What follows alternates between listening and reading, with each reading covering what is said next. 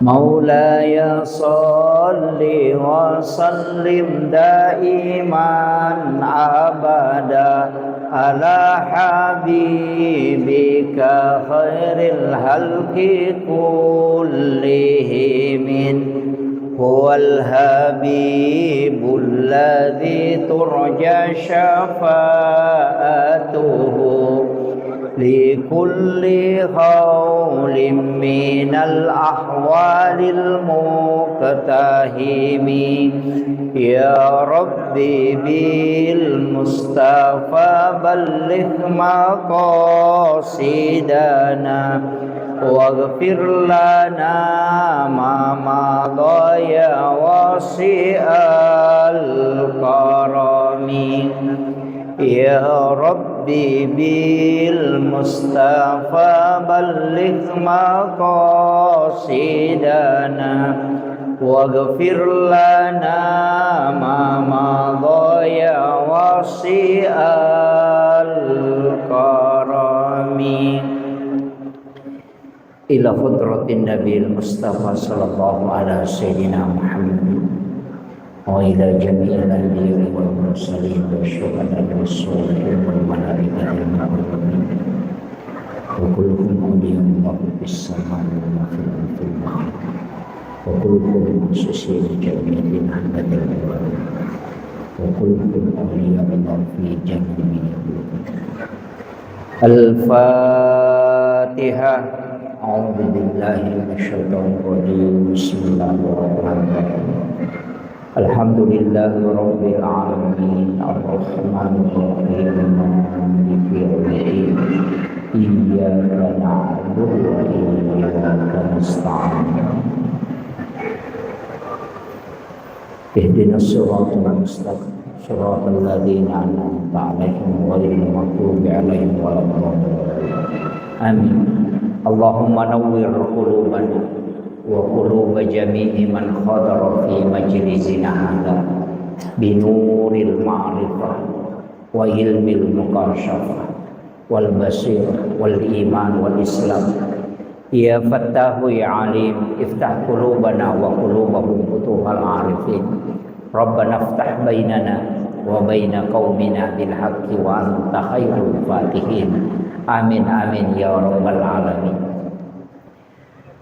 Hadratal muhtaramin wal muhtaramat ikhwanu fillah yang kami muliakan dan kita hormati bersama Bapak Bupati Bulukumba beserta seluruh pejabat pemerintah mulai dari Bapak Kepala Dinas, Bapak Camat, Bapak Anggota DPRD, Bapak Kapolres, Bapak Dandim, dan yang kami muliakan, kami ta'zimi para pimpinan organisasi masyarakat dan organisasi Islam.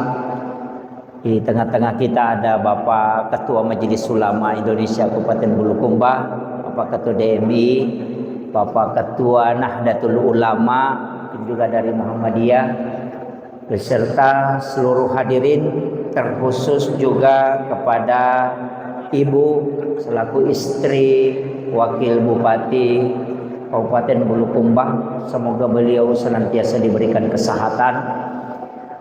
Yang kami muliakan para imam, para tokoh masyarakat, ibu-ibu majelis taklim yang baru saja dilantik, terkhusus Bapak Imam Masjid Dato di Tiro Islamic Center dan seluruh jamaah tamu undangan tanpa terkecuali Akhinal Fadil, sahabat saya Ustaz Sandi Armayadi, beserta seluruh hadirin yang insya Allah dirahmati dan dimuliakan oleh Allah Subhanahu wa Ta'ala. Ada tertulis peringatan Maulid. Saya tidak pakai istilah Maulid, tapi pakai istilah Maulud. Iya. Jadi ia tu ogi denak kada Maulid, makadami Maulud. Si salah. Kalau peringatan Maulid berarti waktunya yang diperingati. Kalau peringatan maulud berarti orangnya yang diperingati. Itu beda. Makanya orang Bugis pakai istilah mamaulu denak kada mamauli, itu beda. Jadi aku makadaki peringatan maulid Nabi berarti as-sojajinna atau tanggal kelahirannya atau bulan kelahirannya yang diperingati. Ia miko makadaki peringatan maulud Nabi berarti orangnya, bayinya yang diperingati. Makanya ogie bermaulid sepanjang masa, mamaulu sepanjang masa. Letek bola barui mamaulu, acara akikah mamaulu. Bagaimana caranya dia maulud? Mak barasanji. Barasanji itu adalah bacaan sirah Nabi. Kenapa dia lakukan? Angka desa na Nabi tak. Ini dulu saya bahas sedikit. Karena ada yang tidak angka tahu dia nak maulud, tapi aku bulu kumbak apa dia tu pagaga. Tidak semua orang melaksanakan maulid. Ada yang menganggap apa yang kita laksanakan ini adalah bid'ah. Jadi angka tu dia nak maulud. Ia rode enam maulud. Saya kasih bahasa sederhana. Ia ro tau de enam maulud, tau mi tau tamaranaka. Karena kalau ditanya, maka dia tak maulud. Karena dia itu maulid bid'ah. Dan bid'ah itu sesat. Yang sesat itu masuk neraka. Jadi ya rotau de enam maulud, tau mi tau tamaranaka. Ia to si rotau mam maulud tau melo tama suruga. Paham ya? Karena ketika ditanya kenapa maulid, saya buktikan cinta kepada Rasulullah. Kenapa kalau cinta kepada Nabi, nanti orang yang cinta itu akan bersamanya di dalam surga. Jadi ia tahu mam maulu tahu melo tama surga, ia tahu de enam maulu tahu mitau tama ranaka. Iya. Jadi jangan berdebat. Nanti ketemunya ndak tahu di mana. Iya. Kemudian ada hadis Imam Bukhari Muslim. Siapa yang lebih mencintai, tidak sempurna iman seorang muslim, dena suku tepat nasi dia selang, kalau dia tidak lebih mencintai Rasulullah dibanding dengan yang lainnya. Hadis ini tidak dibaca secara teks oleh para ulama dulu, pewaris para nabi, tapi dia mengaplikasikan hadis ini di masyarakat. Ia ko ibaca bawami magampang, maka dadena suku tepat nasi dia selang, tidak sempurna iman seorang muslim kecuali dia lebih mencintai Rasulullah dibanding dengan keluarga dan dirinya. Tapi kalau diaplikasikan hadis ini, maka dia tidak akan menempati rumahnya narekomeli bola baru. Dia tidak akan pindah rumah baru kecuali dia baca barasanji. Kalau dia beli mobil baru, dia tidak akan pakai mobilnya kecuali dia baca barasanji. Kalau dia bikin acara akikah, pasti dia baca barasanji baru dia makan kambingnya. Apa maknanya? Dia takut. Ia komeli oto, dek na pakai na rekode nak barasanji. Dia takut kalau dia lebih cinta kepada kendaraannya daripada Rasulullah, sehingga dia dahulukan baca barasanji. Dia tidak tempati rumahnya bermalam kecuali dia baca barasanji sebagai bukti bahwa saya lebih cinta Rasulullah dibanding dengan rumahku. Itulah kenapa setiap apa yang dia miliki dia mengawali dengan barasanji. Ini harus ditahu dulu. Makanya dalilnya jelas. Bukhari Muslim, tapi hadisnya tidak ditempel, tapi hadisnya diaplikasikan. Jadi aku nggak tahu maka dah letek bola baru. Kenapa barasanji? Saya takut kalau rumah ini saya lebih cintai daripada Rasulullah. Makanya saya awali dengan barasanji. Saya buktikan bahwa saya lebih cinta Rasulullah daripada ini rumah. Itu cara ulama menerapkan satu hadis dalam kehidupan masyarakat kita dulu. Itu tidak mudah. kecuali memang ulama-ulama yang paham. Jadi kita ini Maulud memperingati kelahirannya, bukan waktunya. Kalau waktu berarti hanya 12 Rabiul Awal, bulannya kita ambil Rabiul Awal, kalau tanggalnya 12, kalau harinya hari Senin. Tapi Nabi memperingati kelahirannya dengan berpuasa setiap hari Senin. Ini pun ulama terbagi dua. Ini saya harus jelaskan supaya tidak salah kaprah. Di sini ada yang sering puasa Senin Kamis. Biasa mah puasa Senin Kamis, Bu ya. Nah, saya mau tanya, kenapa puasa Senin Kamis? Nah, bilang itu sunnah. Iya sunnah, alasannya kenapa?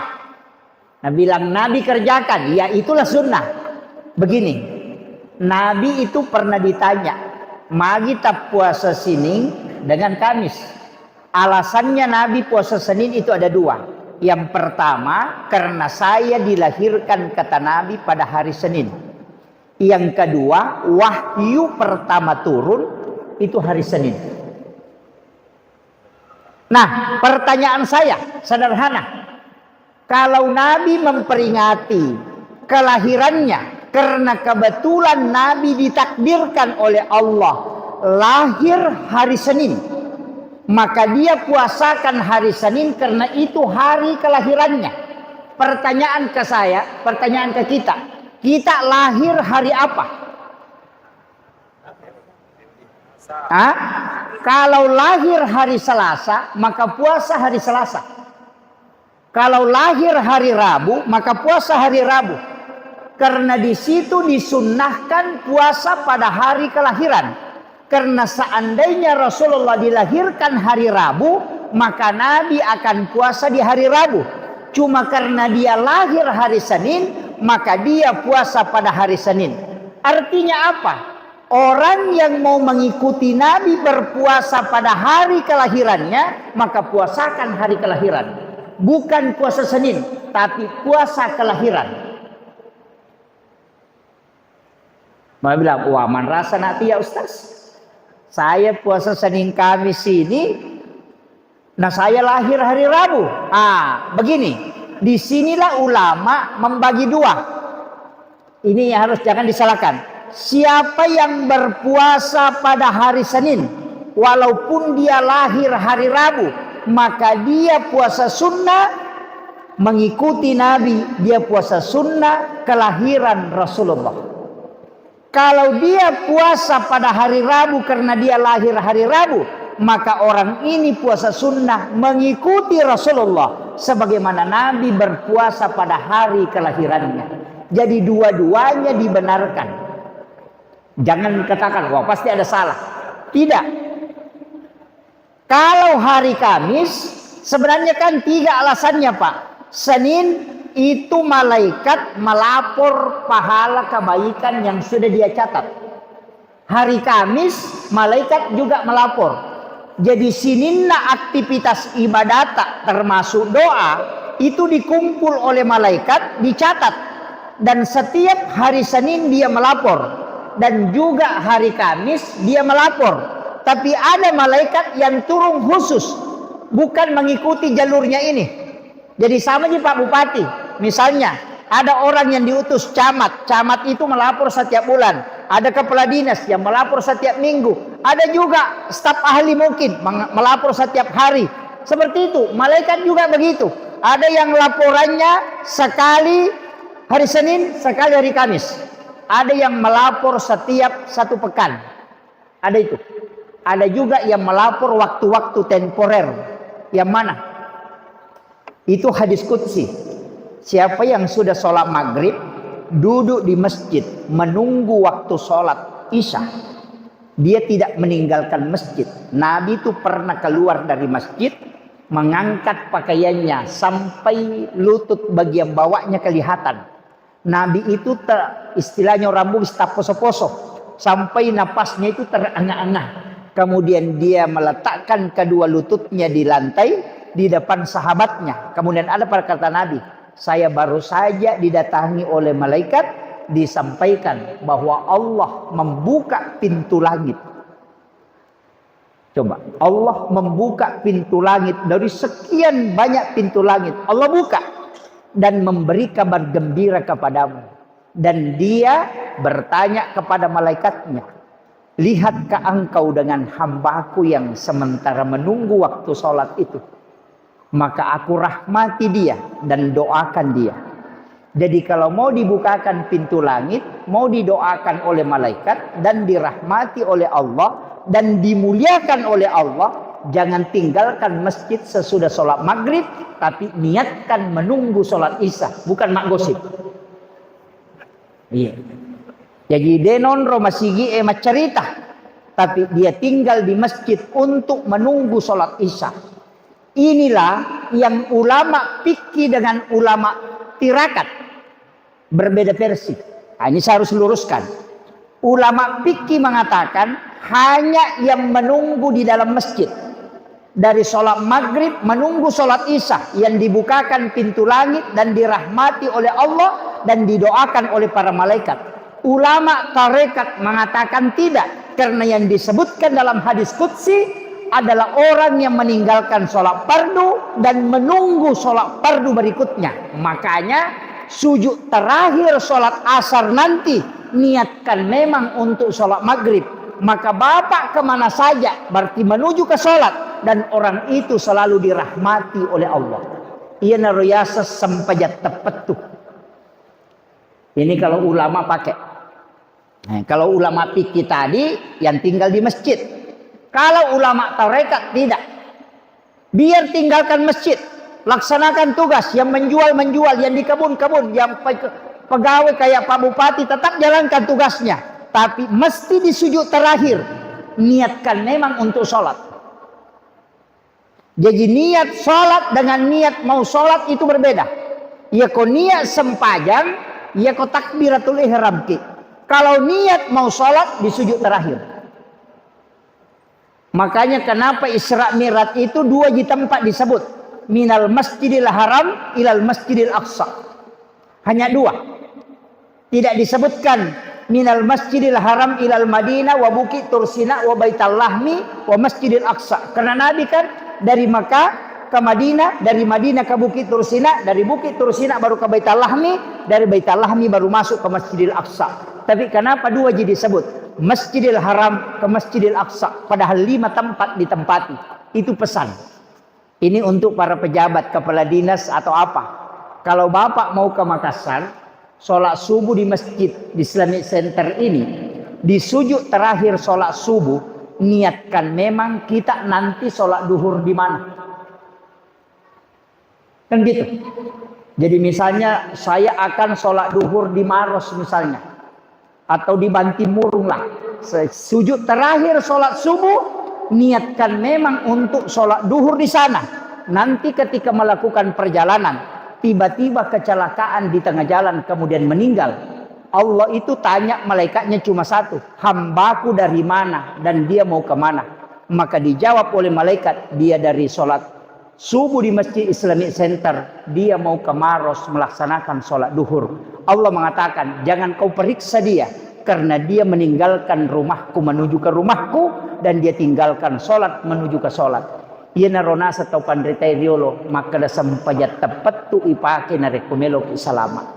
Kalau bukan ini dipakai, maka kita orang yang paling rugi. Karena banyak pejabat kalau mau jalan, apa dia bilang? Di mana kita nanti singgah makan? Ini yang banyak Pak keliru.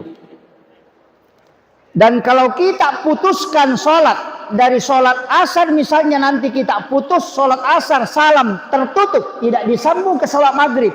Nanti kita bersikir baru dapat pahala. Nanti kita baca Quran baru dapat pahala. Tapi ketika kita di sujud terakhir niatkan memang untuk sholat, setiap langkah kaki tidak ada sikir, tetap dinilai sikir. Karena orang itu melangkah menuju ke kebaikan. Ia nanti nasa tau pandrita, angka sikiri dena lepaka ngilillah. Dena core ipena, dan dia tidak pernah dilafazkan, tapi dia bersikir seluruh tubuh karena tubuhnya menuju ke sholat. Inilah hakikat yang dipakai ulama dulu. Kalau ini tidak dipakai, Pak Man rasa 5 menit sholat duhur, 5 menit sholat asar, 5 menit sholat maghrib, 5 menit sholat isya, 5 menit sholat subuh, 5 kali 5 hanya 25 menit. Ya komak gosip isi tengah jak bangker. Ini penting saya sampaikan. Artinya bagaimana dalam kehidupan ini kita terikat dengan ibadah. Itulah makna hadis Nabi yang diangkat oleh Imamul Ghazali dalam kitab Ihya Ulumuddin. Apa dia bilang? Rasulullah mengatakan umatku adalah umat yang terbaik karena dia meninggalkan satu kebaikan menuju ke kebaikan yang lain. Maka saya wasiatkan sambung semua. Kita